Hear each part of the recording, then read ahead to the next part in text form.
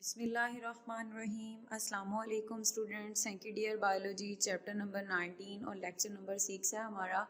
इससे पहले हमने जो है इसमें साइटोप्लाज्म का रोल पढ़ा था और role of nucleus in development पढ़ा था। तो नेक्स्ट आपकी बुक में जो है कंसेप्ट ऑफ डिफरेंशिएशन है, तो अकॉर्डिंग टू स्मार्ट सिलेबस वो नहीं करना। एम्ब्रियोनिक इंडक्शन है वो भी स्मार्ट सिलेबस के अकॉर्डिंग वो भी नहीं करना। एजिंग है वो भी नहीं करना। यानी 3 टॉपिक हम स्किप करते हैं। नेक्स्ट जो topic according to smart syllabus करना है वो है रीजनरेशन। तो हम देखते हैं कि रीजनरेशन क्या होती है। द एबिलिटी ऑफ रीगेन और रिकवर द लॉस्ट और injured part of the body is called regeneration. कि एबिलिटी है रीगेन करना या रिकवर कर लेना। जो पार्ट इंजर्ड है यानी ज़ख्मी है या बॉडी का जो हिस्सा टूट गया है उसको दोबारा से बना लेने को हम क्या कहते हैं? रीजनरेशन कहते हैं। सही है। तो रीजनरेशन जो है आमतौर पे स्पॉन्जीज के अंदर ज़्यादा होती है। ठीक है। स्पॉन्जीज वो होते हैं जो स्पंज लाइक होते हैं। ये मेरीन एनिमल्स में इंक्लूडेड हैं। Sponges have simple organisation, so sponges possess great power of regeneration. कि इनकी सिंपल ऑर्गेनाइजेशन है, यानी कि इनका जो स्ट्रक्चर है वो सिंपल है, तो इनके अंदर जो रीजनरेशन का पॉइंट होता है वो ज़्यादा होता है। The sponges replace the part, ठीक है, loss during injured by regeneration. के स्पॉन्जीज जो हैं अपना लॉस पार्ट, जो हिस्सा मतलब टूट जाता है, इनका इंजर्ड हो जाता है, उसको रीजनरेट कर लेते हैं। Any piece of the body is complete sponge. की कोई भी हिस्सा है अगर बॉडी का, सपोज करें कि कोई लिम्ब टूट गई है या कोई इनका कोई भी ऑर्गन टूट गया है तो उसको ये क्या कर लेंगे? रीजनरेट कर लेंगे। ठीक है। The process of regeneration is very slow. हाँ जी, ये जो रीजनरेशन का प्रोसेस होता है स्लोली होता है। देखें आमतौर पे जो हमारे अंदर कोई ज़ख़म वगैरह हो जाता है या कोई कट लग जाता है या कोई भी प्रॉब्लम होती है तो वो आहिस्ता आहिस्ता ही वो ज़ख़म जो है वो भरता है, उसको टाइम लगता है। तो इसका मतलब है कि रीजनरेशन का जो प्रोसेस है वो क्या होता है? स्लोली होता है, स्लो रेट पे होता है, तेज़ी से नहीं होता। इट रिक्वायर्ड मंथ और year for the complete development. कि इसको कुछ महीने भी लग सकते हैं या फिर कुछ साल भी लग जाते हैं। जैसे छोटी इंजरी होती है, माइनर सा कट होता है, वो जल्दी ठीक हो जाता है। ज़्यादा प्रॉब्लम होती है, ऑपरेट वगैरह करते हैं या किसी भी चीज़ को जोड़ना होता है, हड्डी को जोड़ना होता है, तो उसके लिए ज़्यादा टाइम लगता है। इसी तरह उसने कहा है कि रीजनरेशन का प्रोसेस जो है वो स्लो है, इसको मंथ भी लगते हैं या फिर इसको ईयर्स लग सकते हैं। तो अब हमने जो है वो रीजनरेशन मुख्तलिफ ऑर्गेनिजम्स के अंदर पढ़नी है।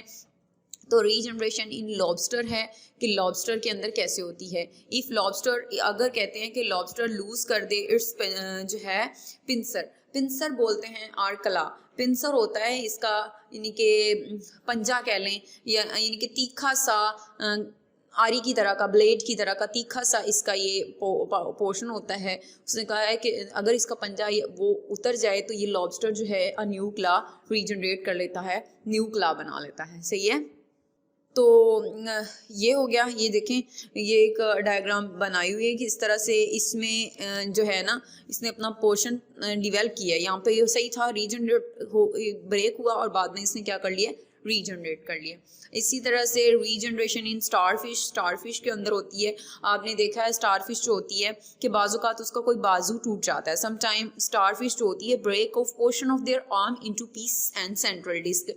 कि ये हमारे पास स्टारफिश है, ये स्टारफिश की ये जो होती है ये क्या होती है? ये इसकी सेंट्रल डिस्क होती है। ये इसकी क्या है? सेंट्रल डिस्क है। तो इस सेंट्रल डिस्क के साथ ही इसके सारे क्या लगे हुए हैं? आर्म लगे हुए हैं। ये 5 इसके क्या हैं? आर्म हैं।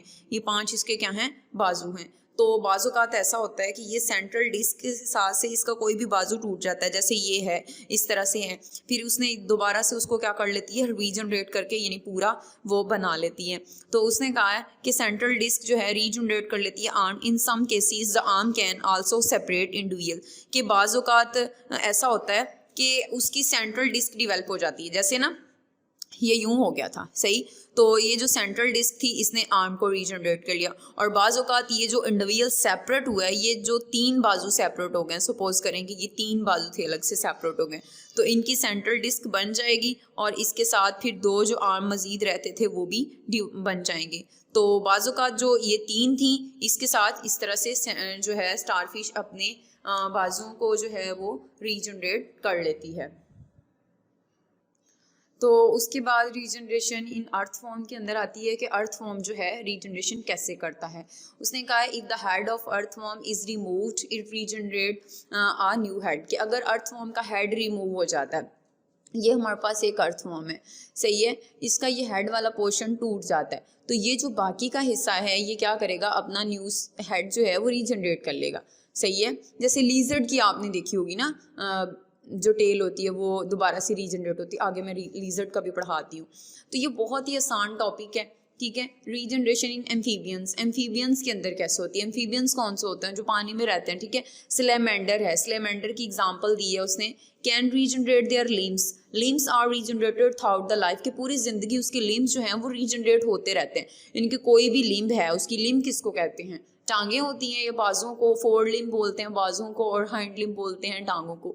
तो उसकी जो लिम्स टूट जाती हैं तो वो उसको क्या कर लेता है, रीजनरेट कर लेता है। उसने कहा when the amphibian is young और small the other part of the body also have considerable regeneration capacity. Example है उसकी टेल है in the larva of amphibians, कि अगर कोई यंग पार्ट है या स्मॉल पोर्शन है वो भी कर लेता है, लेकिन जो दूसरे होते हैं उसको भी कंसीडर एबल किया जा सकता है, इस कंसीडर करते हैं कि वो रीजनरेशन कर लेते हैं। जैसे टेल है, अगर एग्जांपल के तौर पे कि इस एम्फीबियंस का जो सिलेमेंडर था, इसकी टेल जो है वो टेल पोर्शन जो होता है वो भी रीजनरेशन हो जाती है उसमें, किसमें, लार्वा में, यानी कि स्टार्टिंग पोर्शन में अगर उसकी टेल जो है वो टूट गई है तो वो दोबारा से रीजनरेट हो जाएगी, सही है। तो उसके बाद है रीजनरेशन इन रेप्टाइल्स, वही मैंने आपको लीजर्ड की एग्जांपल दी थी कि lizard can also regenerate their tail, कि टेल को कर लेती है। हाँ, आमतौर पे हमने अपने घरों में देखा होगा कि लीजर्ड की जो होती है वो टेल टूट जाती है और बाजू थोड़े ही अरसे बाद वो टेल जो होती है वो रीजनरेट हो जाती है, सही है। तो लीजर्ड जो है can easily discard its tail, it has special features of its tail and it can regenerate its tail, कि उसके पास स्पेशल किस्म के फीचर्स हैं जिनके थ्रू क्या कर लेती है, अपनी जो है टेल को रीजनरेट कर लेती है। हमारे पास कुछ स्पॉन्जीज ऐसे होते हैं जिनका हम कीमा भी बना दें तो वो मतलब अपने आप को रीजनरेट कर लेते हैं, जैसे अर्थवॉर्म की एग्जांपल थी। इसके अलावा सिलेमेंडर था।